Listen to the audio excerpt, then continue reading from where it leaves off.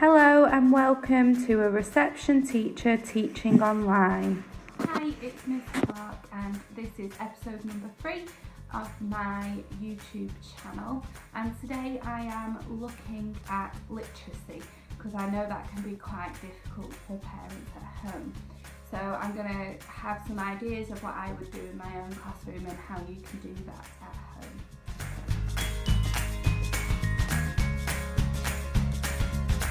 A lot of literacy lessons in schools start with a book.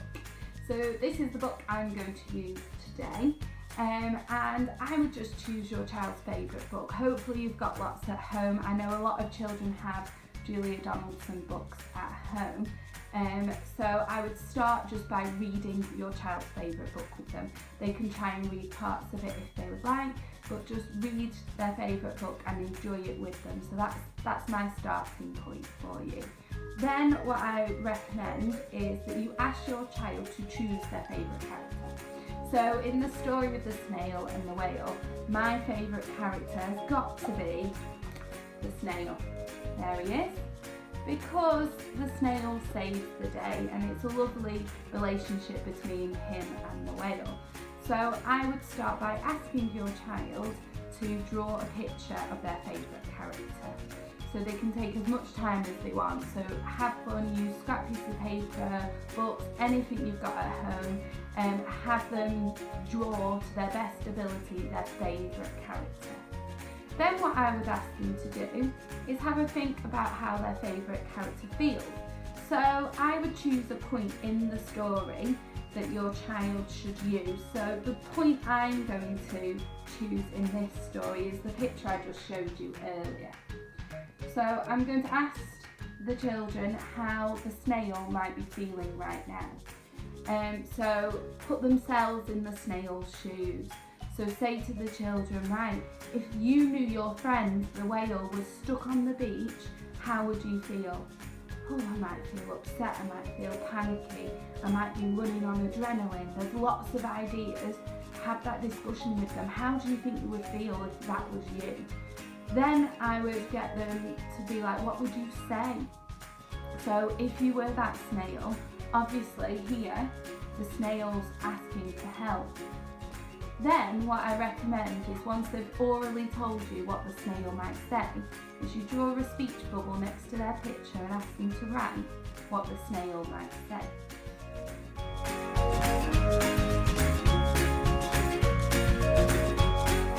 To give you some top tips for writing with your children, because I know sometimes it can be quite difficult for parents that aren't used to phonics to support their child when writing.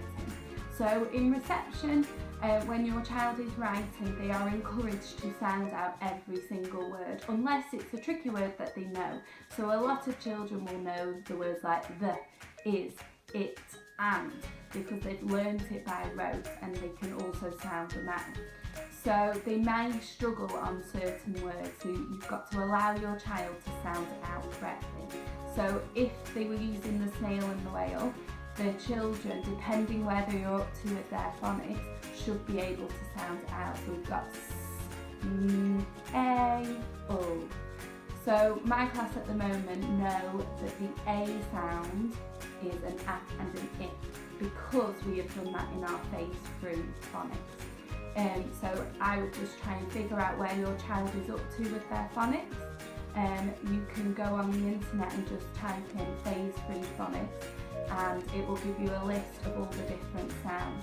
There's also lots and lots of YouTube channels that sound out all the different phonics to help you support your child. So you may look at, for example, the A sound and you're not quite sure how to pronounce it.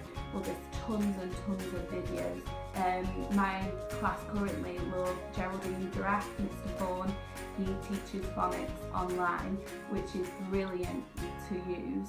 And it also helps you become a bit more confident, because phonics is something that a lot of people never learnt when they were at school. So when it comes to their writing, if they are writing something that may be incorrect, so for example, whale, they might put w, the A sounds an A and an I and then a L, but to them they can read that back and that's w, A, U. And we know as adults that that's not how it's spelt, but they can sound it out and they will learn over time the other spelling rules. But for now, you've just got to support them and encourage them to use the sounds they have learned already. So that's the phonics tip. Another writing tip is just to encourage them with their presentation. So remembering finger spaces between each word, not each letter like some children like to do. So remembering their finger spaces. Try and practice some formation. So if they reverse their D's, which is quite common, just reminding them which way it goes, and then after they've written, just practicing which way a D goes or whatever letter they've formed incorrectly. And encourage them to use full stops maybe at the end of a sentence and capital letters, depending where they were up to when they were at school. But try and make them as independent. You're there to guide them. You're not there to tell them how to sound it out, tell them how to write it. You're there to say, oh, your sentence was, and support them in that. So let them enjoy writing and then just give them a few pointers to keep them progressing.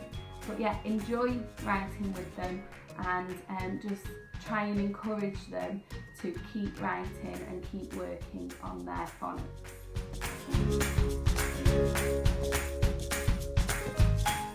So I'm also going to give you some resources that you can use at home with your child. So Twinkl have been very, very good at the moment, and they have opened up their website to families using a code. So you can go onto Twinkl and use any of the resources for free. So make the most of it while it's like that.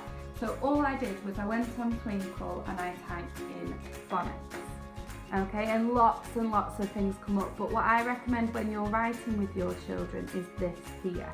So it is a phonics phase board. So each phase, it has the different sounds. So you've got to, if your child's still on phase 2, then I would use that board with them. But if they're on phase 3, then you can use phase 3. So they have all the sounds there for you to use. And they are really, really useful. We still use them in the classroom, and you go, come on, remember what's the A sound, and they'll find it, and it just supports them so then you're not sounding out each of the sounds for them. But like I say, Twinkl's got lots and lots of different resources. It can look a lot, so don't try and get a bit, oh, there's so much on here. But that is one that I definitely recommend. And then the other thing I recommend is a YouTube account, which is Mr. Fawn.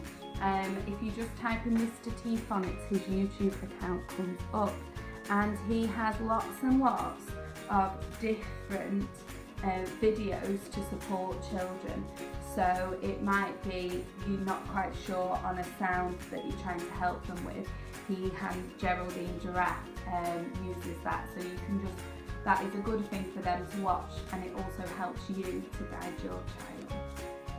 So I hope that episode was useful, and I can talk a lot and do a lot of information, so if you've got any questions, just put it in the comments section and I'll be happy to answer them as best as I can. I will be doing some more videos, and hopefully they are helping. I just want to make sure that children have the access and parents feel supported through this time. Thank you for watching A Reception Teacher Teaching Online.